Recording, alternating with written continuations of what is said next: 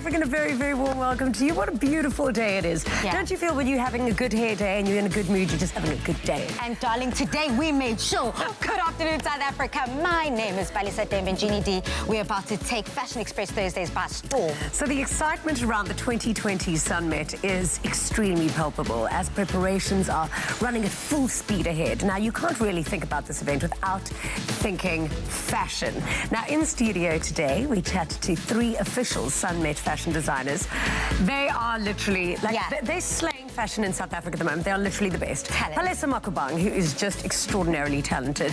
Msaki Zimbane and Eli Gold. I love all three. But starting off with Mandisi Sindo, who is the founder of Kasi RC, also joins us on the couch, along with Uyolanda Kaziana. Now, the two chat to us about the important work that they are doing, teaching the youths in the art and theatre space. They also have a specially curated performance, courtesy of the Kasi RC Choir. So tune in for that.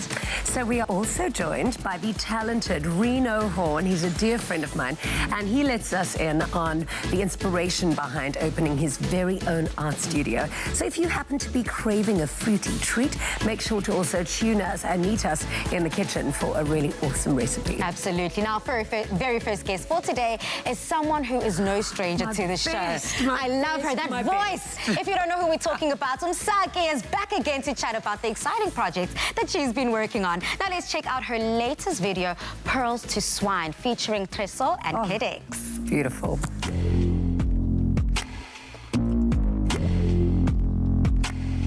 What does it feel like? I'm the only one putting my heart on the line. What does it feel like? I'm the only one minding my chest, trying to give my best all the time. Feels like pearls to swine.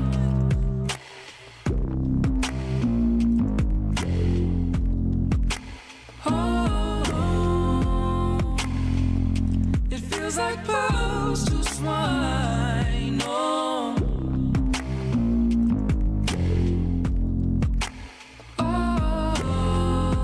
it's like I mean, have you ever seen so much talent? It is just, talent just gushes out of you. Please do connect with us online. If you've got any questions for Msaki, please tweet us at Afternoon Chat using the official hashtag Afternoon Express, or visit our Facebook page, visit our Instagram. We love hearing from you. How are you? Yes, I'm really good. How are you? So good to have you here again. The last time you were here with Trésor, you were about to have a little baba. How did that go? It was amazing. Yeah. Congratulations. Great. And I think I just love watching you guys creating magic together, yourself and Treso. Talent completely taking over, visually, musically, in all aspects. I feel like you guys just tick every box. How is the working relationship and the processes that you guys go through in terms of collaborating? I mean, you guys were in studio all week this week. Yeah, we did a lot of studio time. I was working with Matt as well from Beatenberg. Yes. I love working with Treso. It's always like a space where I don't take myself too seriously. Yeah. We get stuff done and we move on. Like the creative process doesn't feel labored and heavy, which is what you want. And I think that's why I value the friendship a lot. You directed the music video as well. Tell us a little bit about your narrative. Oh, what you wanted to create. Oh, this is such a weird song because it's like I love writing love songs. I'm a completely stupid, hopeless romantic, but this was like a real look at this desaturating relationship where people are starting to take each other for granted. Yeah. And having to tell that story visually has been fun as well because I knew exactly what I wanted to see, and I had this sort of like Wes Anderson, like photographic type of, you know, every shot needs to feel like it could be a photograph, which was my approach. And obviously having KidX there was just so fun. He went down for anything. We turned him into a contemporary sculpture in a cold top-billing house with no love or affection. Wow. So that's juxtaposition between the two, it being a love song, but of course having that coldness of the room and the space. I think that the creativity is beyond. I love it too. It's very inspiring to watch, and I think that that's exactly what your music does. Your voice, your talent, and then translating that into telling a story with your music. Going forward, and the projects that you have up your sleeve, what can people expect from you? At this point, I'm sort of, but thank you for all of those things you said. That's really kind. You guys always are so encouraging on the show. We only speak the truth, Queen. I walk away so touched. And yeah, the thing for me right now is I'm focusing on curating spaces. I'm really working on my little indie label so that people that I've grown up around as a musician in this like young journey from 2013, and that community that I belong in can sort of come to the fore.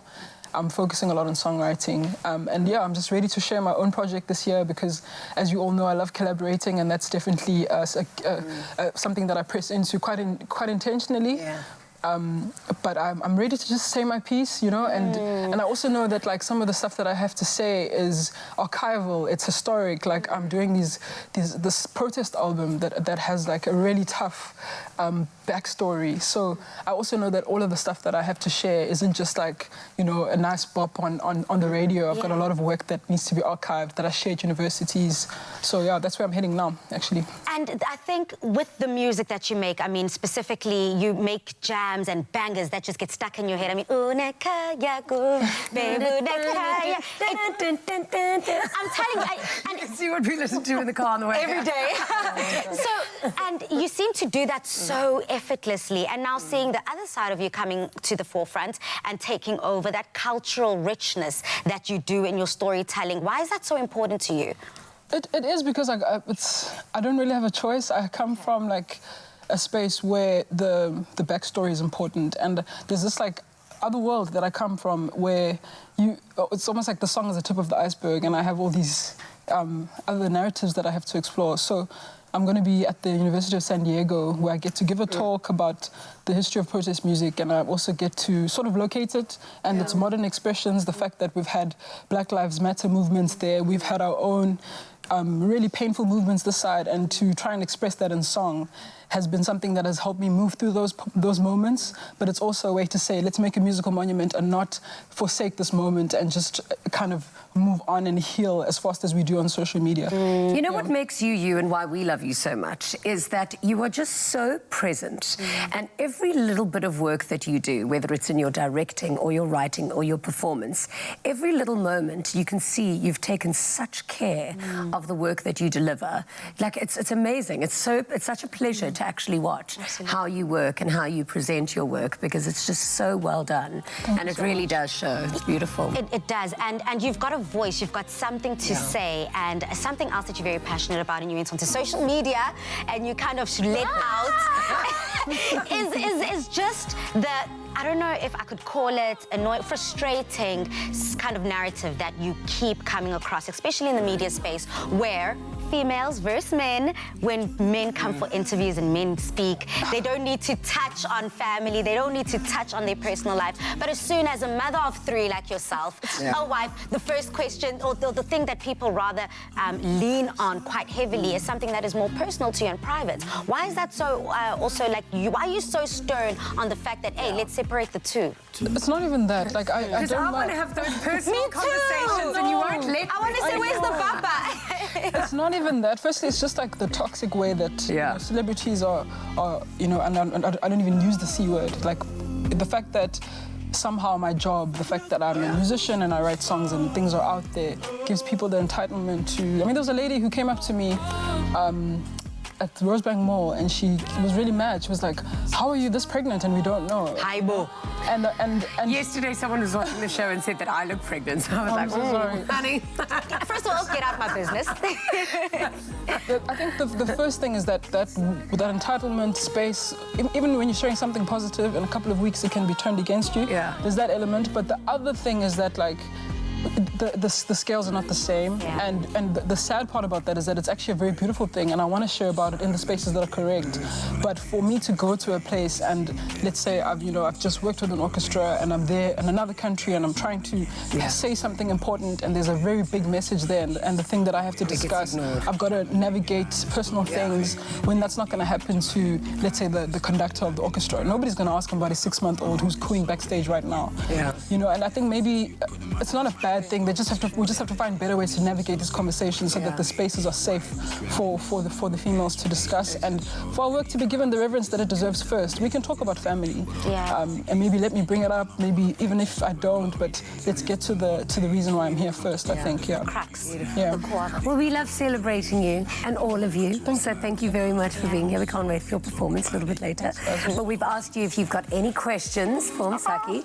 And Sabella Biela said on Twitter, what is the toughest decision that you've had to make being in the entertainment industry? Man. And what is your daily motto? Do you have a daily mantra? I have, well, I guess so. I think I'm a person who really loves the idea of hope. Yeah. And that's kind of what I keep going back to. Yeah. I find different expressions of it. There's no really written everyday thing that I represent or say to myself, but just the idea of looking forward to the future in a positive way. Beautiful. The thing that I've probably had to, I don't even know if I should share this, but a really huge record company back in the day, I was like, probably 4 years ago, I was still living in Eastern Cape. They offered me like a crazy, like 4 million rand something advance and wanting to sign me, but like my spirit was just like, no, that's not gonna work. And at the time, I mean, there was so much, there was so much that I needed to do. I wanted to put up my project, I had things to do, and it seemed like the right thing business-wise, but my gut was just like, no, that's not gonna work. There's no such thing as a wrong decision because that was your hard. energy at that point is telling I was you something. broke. I needed that money. I know, but at what cost? Sometimes it would have cost more than that money. No, of course, I know that, but I remember that day sometimes, and I'm glad Being able to trust yourself and listen to your inner voice and your soul and that gut feeling and trust it so much is why we love you, is why you create such magic time and time again. And whatever you touch turns to gold. I'm definitely looking forward to that performance. Hearing that sound check earlier on was absolutely magical. I've got goosebumps all over. Thank you so much for joining us, Msaki. Thank you for having me, guys. After the break, we'll be making a really delicious sweet treat in the kitchen, and we meet Mandi Sisindo. Just relax, it's just us two. Just do you.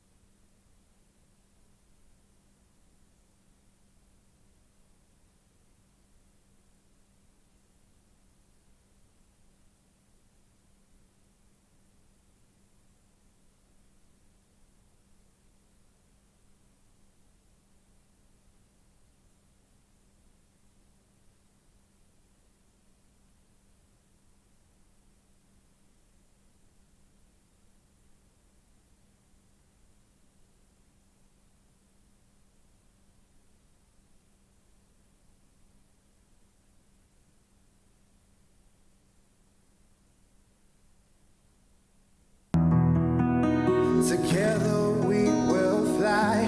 Just relax, it's just us two. Just do you.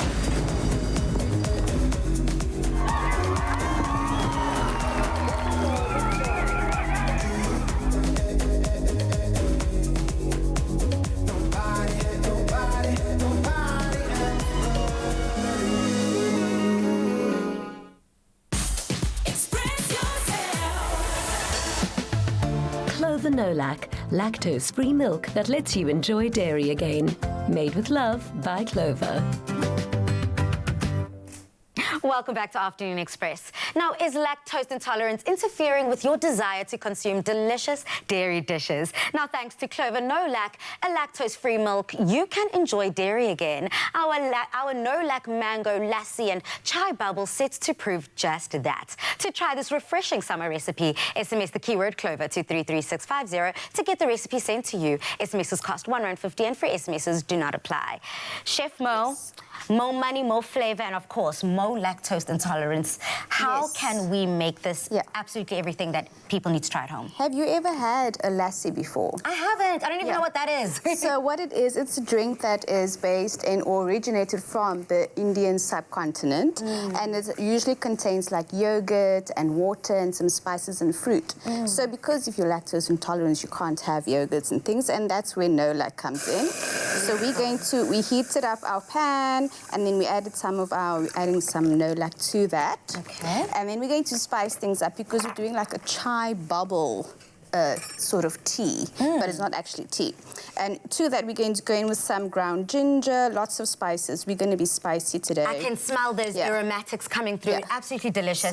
And what I like about this Clover No-Lac, it tastes like regular normal milk, only sweeter. So if you've got a sweet tooth and you're no stranger to all things dairy, but of course you have that irritation, definitely try this No-Lac milk. Yes, do try it. And the beauty of this recipe is that we're adding no sugar because we're relying on the sweetness of the No-Lac. To come through. To come through. Stunning. And represent. So in there, all the spices I've added now was some ground ginger, nutmeg, cinnamon, some ground cardamom, and allspice. You can use the whole spices as well if you prefer, but I usually have these ground spices in my cupboard that is just like lurking there. I don't use them for everything, and this is a great way to do it. Delicious. And how high do you have your heat? On 3? So it's on 3, like a medium. Sort of like a slow to medium. Okay. And to that, we're going to add our sago pearls. Now, usually bubble tea is made with like tapioca, but usually those can't get up the straw. And the sago pearls, not only for sago pudding, use them in other ways, different ways. But delicious. So you just add those right into that mix and you let the flavors come together. Yeah, so these are usually dried and we have pre-cooked them so that the process goes a little bit quicker. Okay. We add that into our mix and then that's just going to infuse for So voila, they come out looking like this, but I want us to move along quite swiftly through this recipe because I see you've got mangoes here as well. So we've got, this is the mango part of our lassi. To that you're going to add your mango, fresh mango, to your blending machine. I'm going to add some coconut milk because we're lactose intolerant, so we can't have normal milk. And also just to loosen things up a little bit more No-Lac, just to get it all going. And then that's going to blend beautifully. Okay. And we've got our final product over here. So this is basically what it looks like after you've strained your sago pearls. Don't throw away the milk, because that is going to flavor your tea. Delicious. Cup of tea later. Lovely. Right, so let's just dish that into... So by you saying it's not really tea, this is what you mean. There's no actual no tea bags. Yeah, because we relied on that flavors of the No-Lac milk just to make it a bit more creamy. Nice, okay. Yeah, and basically we're just going to add that into our glass because it's a little bougie lassi that we're doing. So we've used mango because it's so exotic. It's mango season, but you can do other fruits as well. I say stick to mango. It just works so well for this recipe. The flavor profile just works with mangoes. I like that. I like the fact that you can play with the recipe. But of course, I'm definitely taking dealer's choice here and trying it with the mango. It looks good. It smells even better. And now this is the time where we decorate. We decorate, so we've got some toasted coconut. I love toasted coconut. It just elevates the flavor so much more. And of course, accompanied with the coconut milk Perfect. Yes, perfect combination. All those spices as well is really exotic. Very that's nice. how we are. We are, Exotic. girl, trying everything in the kitchen this Yeah. 2020. If you would like to try this at home, just remember to SMS the keyword Clover to 33650 to get this recipe sent to your device. But just in case you've missed how we've made this delicious dish, here's a quick recap. Yeah, girl.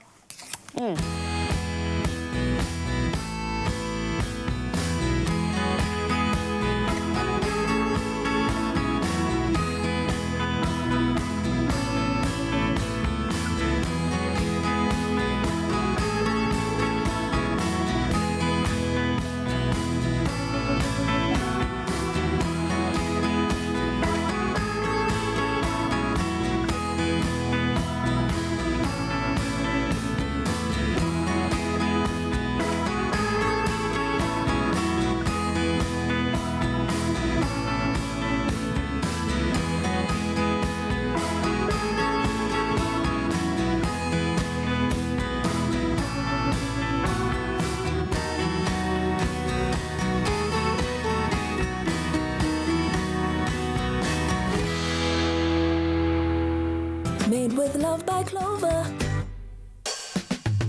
Clover No-Lac, lactose-free milk that lets you enjoy dairy again. Made with love by Clover. So when you mix a passion for theatre, performance and youth development, you certainly get Mandisi Sindo. He joins us along with Yolanda Kaziana to chat about teaching and theatre. Connect with us online if you've got any questions for Mandisi. Just tweet us at Afternoon Chat using the hashtag Afternoon Express or comment on our Facebook page. Welcome to the show. Yes. Yeah, thank you. So good to have you here, and I really feel it's so important to celebrate the work that you do, because I studied at an art school, so I know the benefit of having the joy. So please tell us a little bit about Kasi RC. Cool. My name is Mandi Sisindo. I'm a theatre maker by profession. I did my studies at the University of Cape Town. So I started to be involved in the arts in 1998, and I was based in Khayelitsha. And Khayelitsha is one of the biggest townships in South Africa, where there's no theatre, no art centre, no entrepreneurial spaces for young people. So when I graduated from UCT, I told myself that I want to build theatres in the townships for marginalized artists and young people who are coming from the townships. And Kasi RC, Khayelitsha Art School and Rehabilitation Center, is my second innovation. So I graduated from UCT in 2011, and we are training more than 80 young people on a daily basis. So from 9 o'clock until 3 o'clock, we're training unemployed youth. We're trying to find jobs, internships for them, and job shadowings. And then in the afternoon, we get about 80 kids who are coming from school, who are getting training in theatre, music, poetry, visual arts, and dance. And it has been an exciting journey. This must be so good for like the people during the day, and then of course the kids in the afternoon, to boost their confidence and to instill a sense of value. Tell us a little bit about the syllabus and some of the things that you cover. Like, what do your courses contain? So one of the things that we are really proud of is education. You understand, where we teach them English, and also we do their homeworks at the same time, because at 3 o'clock until 5 o'clock, we help them with their homeworks. And Yolanda is assisting in terms of them understanding English, because most of productions and films that they get into, they are in English. And also we do all the artistic disciplines, your theatre, your music, your poetry, and we get different people from different industries. Some they come from different institutions to teach these young people, because we really, really, really wanted those people and for them to get that exposure at the same time. You understand? As I said, that theatre is... It's not something that you see on a daily basis, especially in the townships. And they're really enjoying it. And at school, they're passing because we are taking care of them and we are teaching them so many things that are different. Well, because it includes so many different things. I mean, you're connecting to yourself. Yes. You're being physical when you're moving around. You're learning to read. You're learning language. It really does encompass all parts of learning. It's amazing. Yolanda, a true cultural explosion is what we're seeing here. How did your passion for teaching come along, and where did you meet Mandis? I met him at one of his events. So I went there to watch a show, and then he was there emceeing. So, and then he asked me questions and I answered, and then he told me about the works that he does. And then he also talked about the Amazing Women art events. It's one of his events. So he told me that he's teaching women how to direct plays, productions, and all of those stuff. So that's how I became interested, because like he's teaching women to take up space. Absolutely, taking up space is the empowering. conversation right now. Yeah. Empowering not only yourself in the space, Yeah. but others that are coming after you in the community at large. Now, we've asked a couple of questions on social media. If anyone wants to reach out and hear from you, and we've got Ugoketo here who asked, how do you find the balance between Khayelitsha Art School and the Rehabilitation Center? Do you have any partnerships that help you financially? Not really. The theatre itself, we've been running it for like 8 years, 9 years now, and it's self-funded. So me and my wife, we are in the industry as freelancers. I direct music videos, I act, I direct productions. So that's how I make money for the theatre itself. And Uliso is a musician, who is my wife. She's a musician, so she gets booking, and that's how we make money as well for the space. But now we are starting to apply for funding because we've got so many kids that needs money, that needs us to take care of them. Like after school, we need to feed them. Yeah. Because most of them, they come back from school and there's nothing to eat at home. It's always difficult for us to teach that hungry child at the same time. Totally, you can't teach a hungry child. But we've got people who are really helping from the tourism sector, who are booking us for experiences, Cape Town Tourism, Utando SA. So those people are helping us to build, to bring guests who are coming from all different parts The of the US world. Embassy came to visit you the other day, no? Yes. Wow. Day before yesterday, we Amazing. had the US Embassy, and now they are screening this interview live. Yes! There's so many people are watching it right Howdy. now. So yeah, I was in America last year, where I spent like 6 weeks touring all the 4 cities: Washington D.C., Ohio, Miami, Los Angeles, where I was talking about the good work that I'm doing in the townships. Incredible. So we are hoping that we're gonna get a lot of people who are going to support. You know what the I can program. smell? Yeah. Dollars. Yeah, they Tell coming. us a little bit about the performance that we're going to be watching today. Wherever I go, I always represent Khayelitsha. So I got to a Khayelitsha in 1992. Yeah. So this performance, it's like a backdrop of Khayelitsha. Yeah. It's named and titled Khayelitsha. So we're going to be showing you some snippets of how Khayelitsha looks like, or what Khayelitsha is. Absolutely stunning. Now, here to perform a song filled with pride, these are the bright young stars from Kasi RC. Take it away, guys.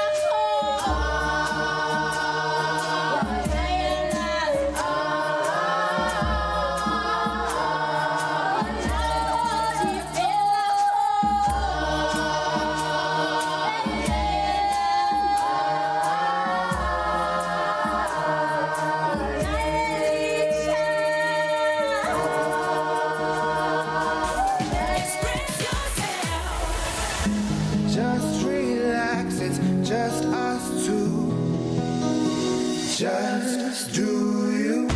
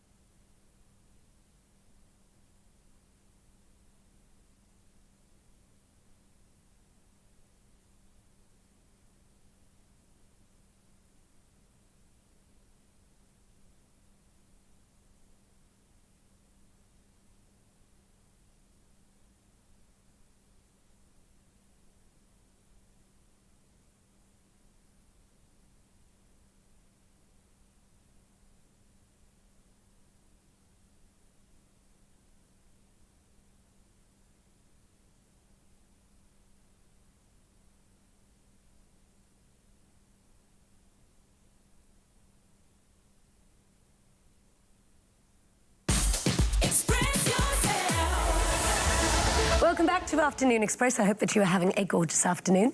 Now, Reno Horn is a photographer and an artist who decided to take matters into his own hands by opening up his very own art studio called Art for Art. And he joins us today to chat about the inspiration behind it. Welcome to studio. Thank you for having me. How are you, my darling? I'm well, and you? So Reno and I became friends when he moved back to South Africa in 2008.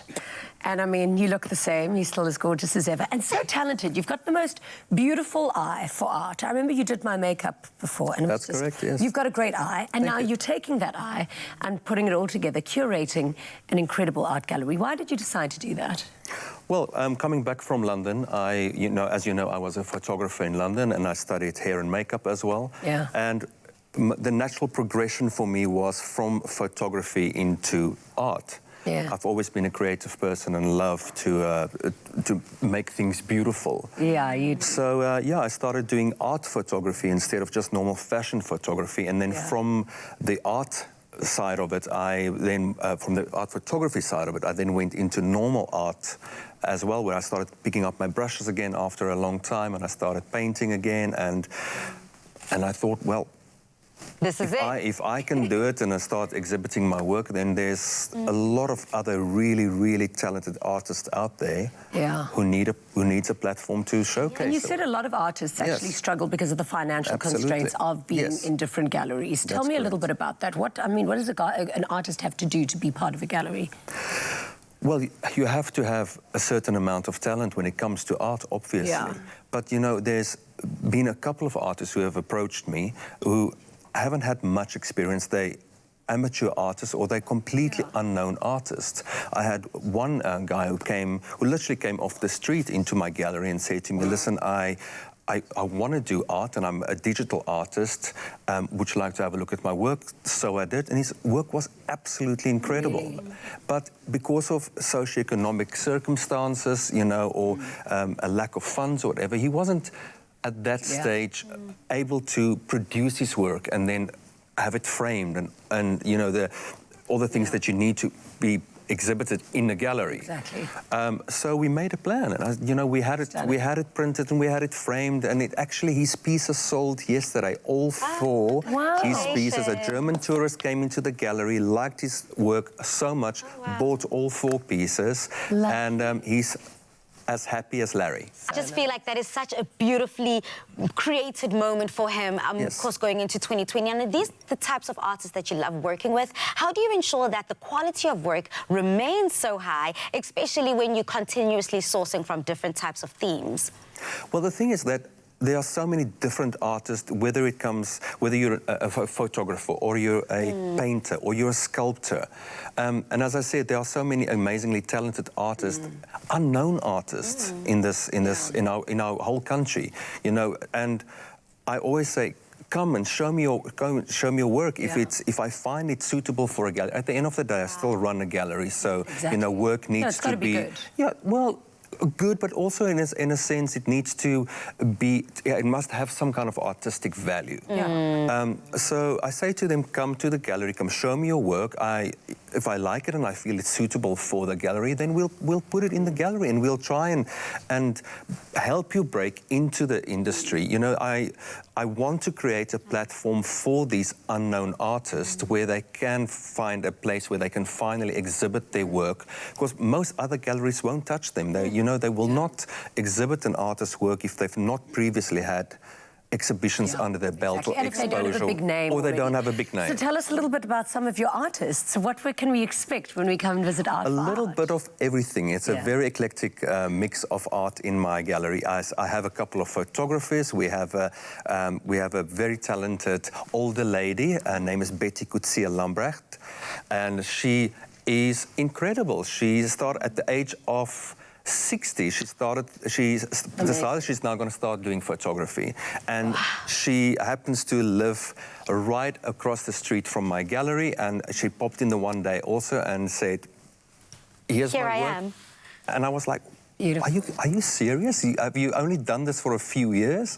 And I've put her work up in the gallery. Then we have a sculptor called Geo Stradom. You know, he's recently started a bit of clay work and sculpting, and he approached me as well, or actually I approached him, and I said to them, bring your work, let's put it up here. You know, there's never any guarantees with having art in your gallery. You can't guarantee that things are going to sell, or that everyone is going to like the same thing. What I like or what you like, someone else does not like at all. Exactly. Yeah. In a room full of art, I'd still look at you, my darling. Thank you so much for coming to visit. You're so Always welcome. such a pleasure seeing you. I can't wait to come and see the gallery. Oh, please do. Oh, it's going to be such a treat. Now get ready for a really exciting fashion showcase as we gear up for all things 2020 Sunmet after the break. Together we will fly. Just relax, it's just us two. Just do you. Nobody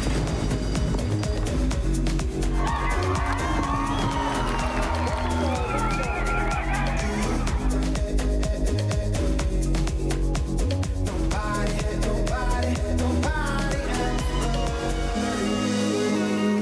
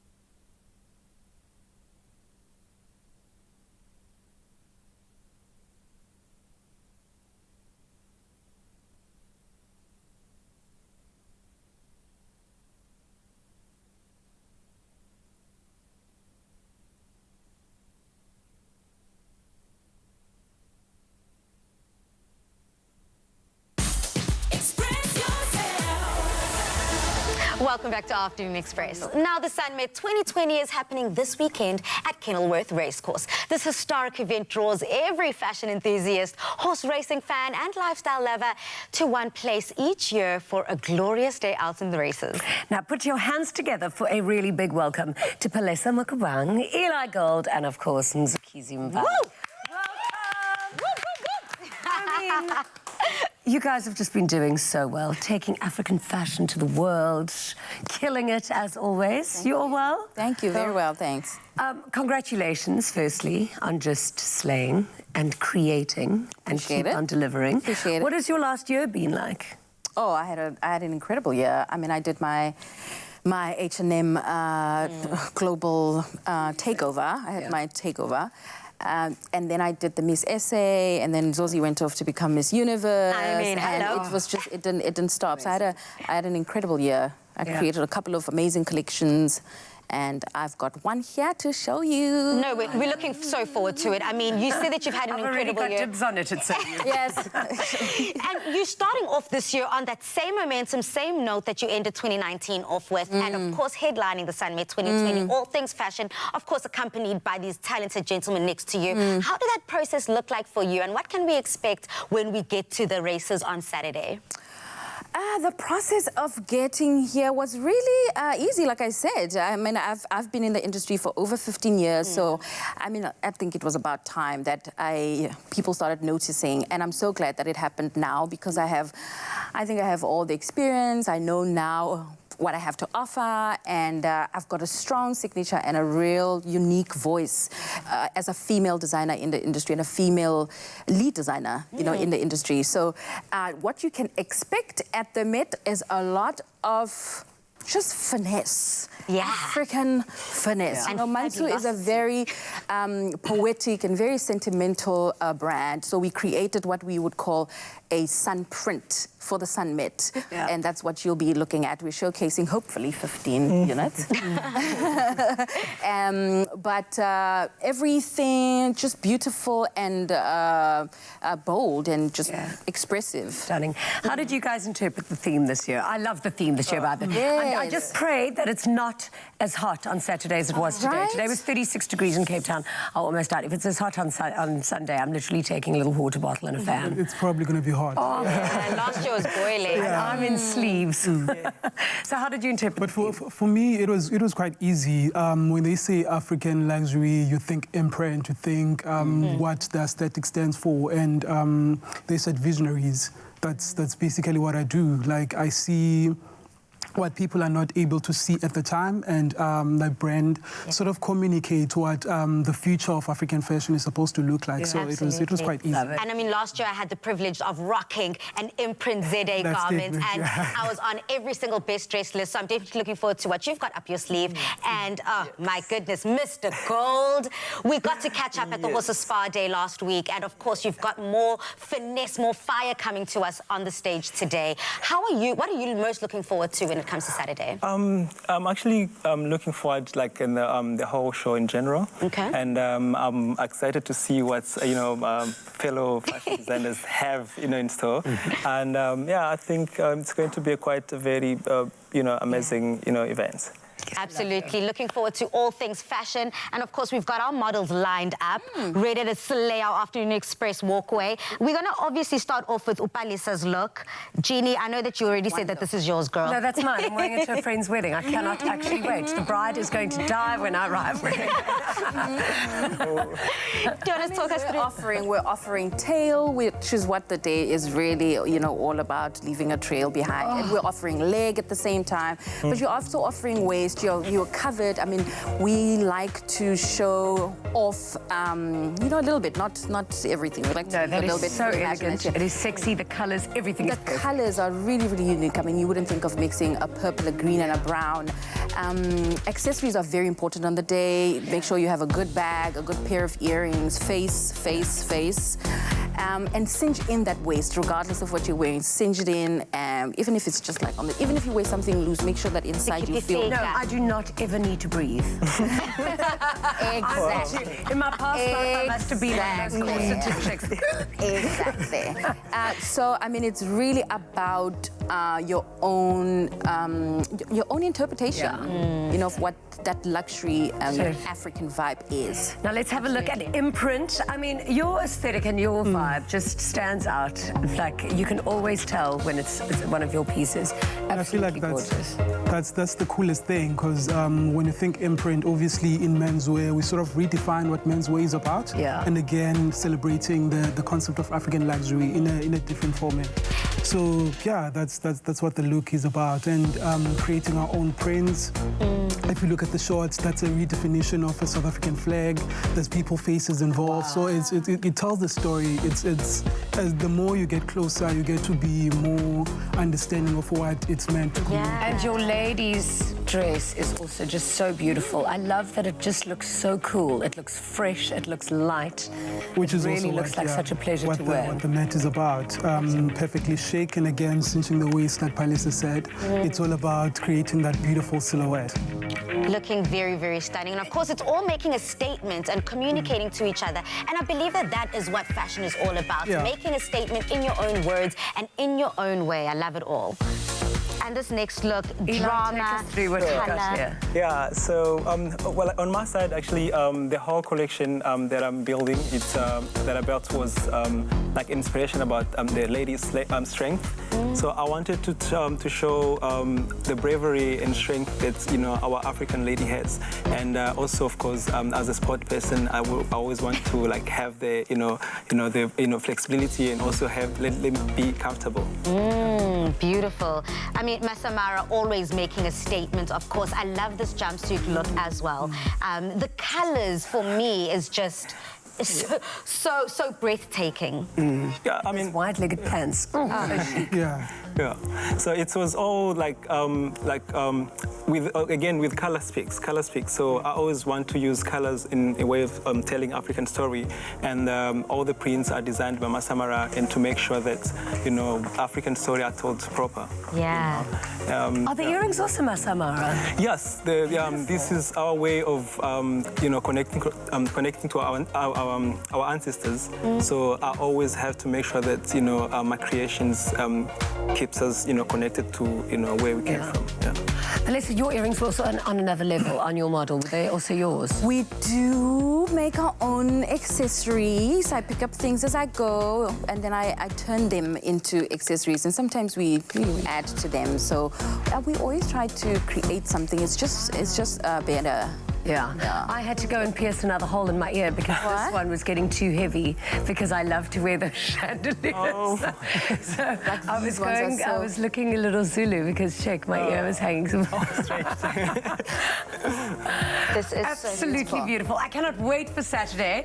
I mean, like, we're just going to see all of the most amazing designs. Fashion all the way. Can't wait to see you. Looking forward to it. And of course, we're going to be broadcasting live, so we'll have you on our couch and we'll have another conversation on Saturday. Now, after the break, Msaki performs live in the studio, so please make sure not to miss out on that sensational voice. Express yourself. Just relax, it's just us two. Just do you.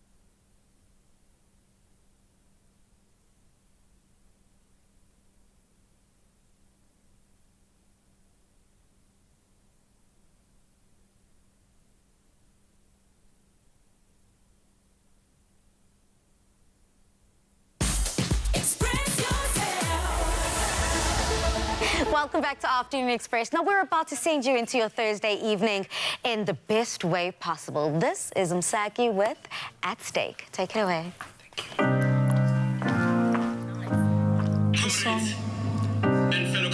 is a response to the GBV scourge in South Africa.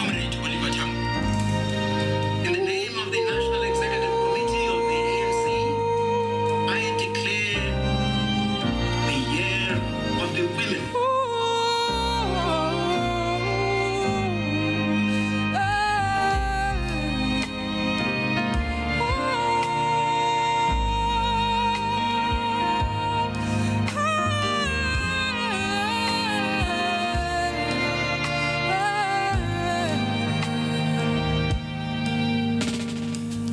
Burning at the stake is how the good ones go sometimes. Burning at the stake is how the good ones lose their lives.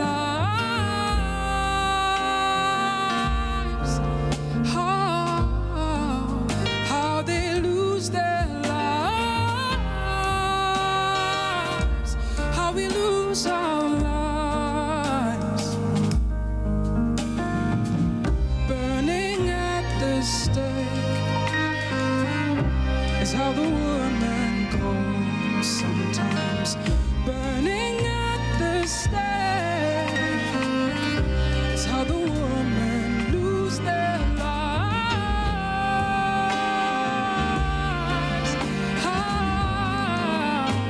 How we lose our lives.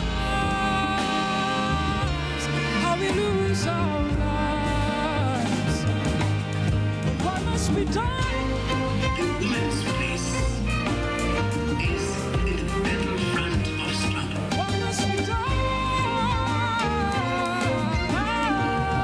It will be our special task this year When I hear your song, to organize, pulls me out of my burrow. When I hear your song, I know the body is strong. force for revolutionary change. Flaming at the neck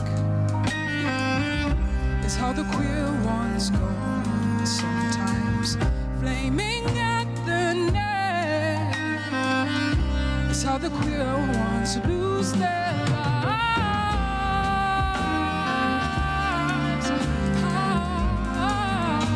How they lose their lives. How they lose their lives. What must be done? The task falls on men and women What alike. must be done? All of us together as comrades in struggle. Express, made with love by Clover. Another feel-good production.